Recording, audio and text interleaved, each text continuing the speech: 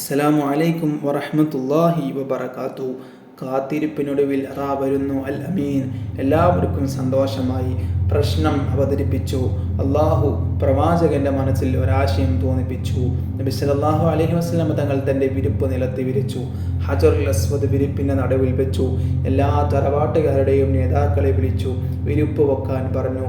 എല്ലാവരും കൂടി വിരിപ്പ് പിടിച്ചുയർത്തി ആവശ്യമായ ഉയരത്തിലെത്തിയപ്പോൾ നബി സല്ലല്ലാഹു അലൈഹി വസല്ലം തങ്ങൾ ഹജറുൽ അസ്വദ് നീക്കി വെച്ചു.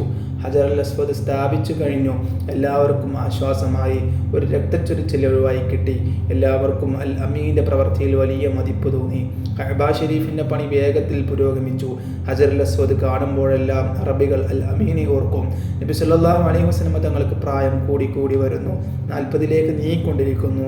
വിവാഹത്തിന് ശേഷം കച്ചവടത്തിന് വേണ്ടി ഷാമിലേക്കും മറ്റു പ്രദേശങ്ങളിലേക്കും യാത്ര ചെയ്തിട്ടുണ്ട്. പലപ്പോഴും ആടിനെ മേയ്ക്കുവാൻ പോകും. മുടന്തുള്ള ആടുകളോട് വലിയ അനുകമ്പയാണ്. അഗതികളെയും അനാഥരെയും അശരണരെയും സഹായിക്കുന്നതിൽ വളരെയേറെ താല്പര്യനാണ്. ബിംബാരാധനയുടെ കേന്ദ്രമായിരുന്നു അന്നത്തെ മക്ക. കുട്ടിക്കാലത്ത് പോലും ബിംബങ്ങളുടെ അടുത്ത് പോകുകയോ അവയെ ബഹുമാനിക്കുകയോ ചെയ്തിട്ടില്ല. മദ്യപാനം, ചൂതാട്ടം തുടങ്ങിയ തിന്മകളിൽ നിന്നെല്ലാം അകന്നു നിന്നു. അന്നത്തെ പാട്ടും കളിയും ഒന്നും ആസ്വദിക്കാൻ അവസരം കിട്ടിയില്ല. അള്ളാഹുവിൻ്റെ കാവൽ എപ്പോഴും ഉണ്ടായിരുന്നു. രാത്രികാലത്ത് കഥ പറയുന്ന ചടങ്ങ് അന്ന് നിലവിലുണ്ടായിരുന്നു. ഇന്നത്തെ കഥാപ്രസംഗം പോലെ ഒരു കഥാകാരൻ കഥ പറഞ്ഞ് ജനങ്ങളെ രസിപ്പിക്കും. പലരും പുലരുവോളം അത് നീണ്ടു നിൽക്കും. സമപ്രായക്കാരായ കുട്ടികളുടെ കൂടെ ചെറുപ്പത്തിൽ നബി സല്ലല്ലാഹു അലൈഹി വസല്ലം തങ്ങൾ കഥ കേൾക്കാൻ പോയി.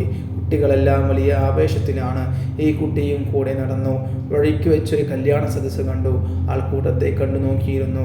കൺപോളകൾ അടഞ്ഞുപോയി. നല്ല ഉറക്കമുണർന്നപ്പോൾ നേരം പുലർന്നിരിക്കുന്നു.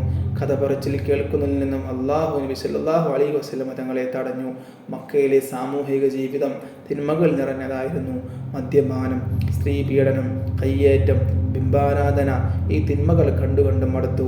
പിന്നെ ജനങ്ങളിൽ നിന്ന് അകന്നു നിൽക്കാൻ ശ്രമിച്ചു. ഏകാന്തത ഇഷ്ടപ്പെട്ടു. വിജന പ്രദേശങ്ങളിൽ ഒറ്റയ്ക്ക് ചെന്നിരിക്കും. 40 വയസ്സായി തുടങ്ങുകയാണ്. ഇടയ്ക്കിടെ സ്വപ്നങ്ങൾ കാണുന്നു. ആ സ്വപ്നങ്ങൾ യാഥാർത്ഥ്യമായി തീരുന്നു. സർവശക്തനായ അള്ളാഹു തൻ്റെ ദൂതന് മികച്ച പരിശീലനം നൽകാൻ വേണ്ടി മക്കയുടെ സമീപമുള്ള മലമുകളിലെ ഹിറാ ഗുഹയിൽ എത്തിച്ചിരിക്കുകയാണ്.